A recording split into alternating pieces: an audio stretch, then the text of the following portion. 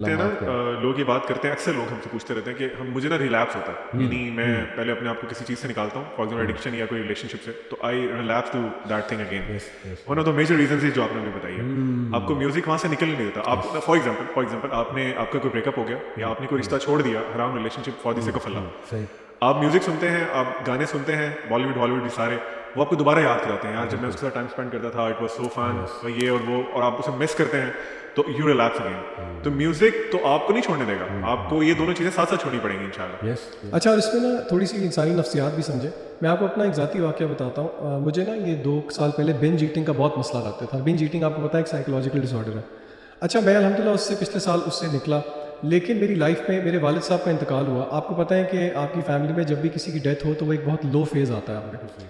وہاں پہ آ کے میرے نفس نے بھی مجھے پکڑا, شیطان نے بھی پکڑ لیا. میرا بہت زیادہ دل کیا ابو کی ڈیتھ کے بعد کہ میں بنج ایٹ کروں, یعنی کہ یہاں پہ, لیکن الحمدللہ پھر میں نے اپنے آپ کو سمجھایا اور اللہ کی توفیق سے میں اس چیز پہ نہیں گیا.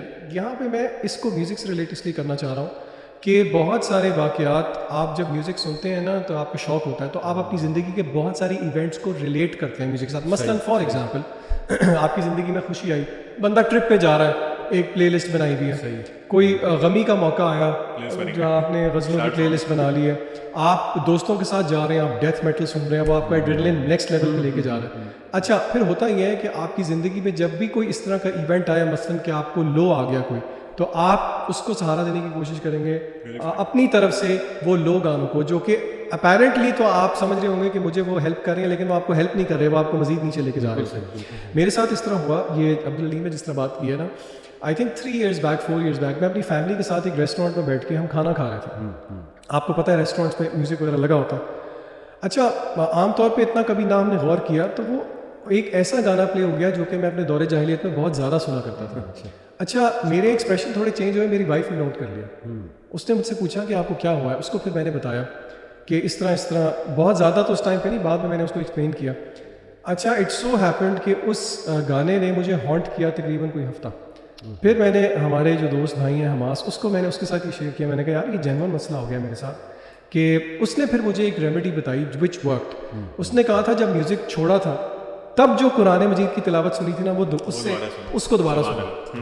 یعنی کہ بہت یہ چیز پاورفل ہوتی ہے. اور میں اپنی آڈینس کو کہوں گا کہ آپ قرآن مجید کی نا مختلف طرز سے تلاوت ہوتی ہیں. کچھ تلاوت اس طرح کی ہوتی ہے جو کہ تھوڑی سلو پیسڈ ہوتی ہے, ایون اگر آپ کو مطلب نہیں بھی سمجھ میں آ رہا, اور اس کی دلیل ہے الف لام میم, جیسے کہ حدیث میں آیا ہے کہ اس کا معنی صرف اللہ اور اس کے رسول کو پتہ ہے, لیکن اجر اس کا بھی ہے. قرآن مجید کو غور سے سننے کے بارے میں قرآن خود کہتا ہے لعلکم ترحمون, کہ اس وقت غور سے اگر سنا جائے تو رحمت ہوتی ہے. تو میری سب جو بھی میوزک سن رہے ہیں, آپ یہ نہ سمجھیں کہ ہم آپ کو یہ کہہ رہے ہیں کہ ہم میوزک نہیں سنتے اس لیے ہم we only advocate Quran for this. نہیں, there are good reasons why آپ کو بھی سوچنا چاہیے اس بارے میں. اپنے آپ کو ایک تھوڑا سا بینیفٹ آف ڈاؤٹ دیں تو صحیح, اس سے نکل کے قرآن سنیں تو صحیح, وہ ایکسپیرینس کریں اور پھر میوزک دیکھیں, and then sanely decide yourself کہ آپ کو کیا چوز کرنا. اچھا, کوئی یہ شروع کی میں نے بات بتائی, اس بہن کا واقعہ میں نے کوٹ کیا کہ اس نے اقرار کیا کہ میوزک مجھے اٹریکٹ نہیں کرتا, تو اس سے کوئی مطلب یہ نہ سمجھ لے کہ ہم برا کہہ رہے ہیں دوسروں کو یا ہم برا فیل کرا رہے ہیں, اور اگلا کہ یار آپ تو مجھے ہوپ لیس کر رہے ہیں, اس کا مطلب کہ میں تو پہلے ہی بہت گناہ گار ہوں, اس کا مطلب کہ میرا دل بھی اتنا سخت ہو چکا ہے, قرآن مجھے اٹریکٹ ہی نہیں کر رہا. تو تھوڑا سا ہوپ کس طرح سے, مطلب اپنی جرنی سے اگر ہم دیکھیں, سبحان اللہ, میں جب قرآن کی طرف آیا تھا تو میرا وہ دل کا میل دھلنے لگ گیا. ہم یہ تو نہیں کہہ رہے کہ دل ٹوٹلی بند ہو چکا ہے, ہم تو صرف یہ کہہ رہے ہیں کہ دیکھیں نماز میں بھی آپ کھڑے ہوتے ہیں تو میوزک بج رہا ہے.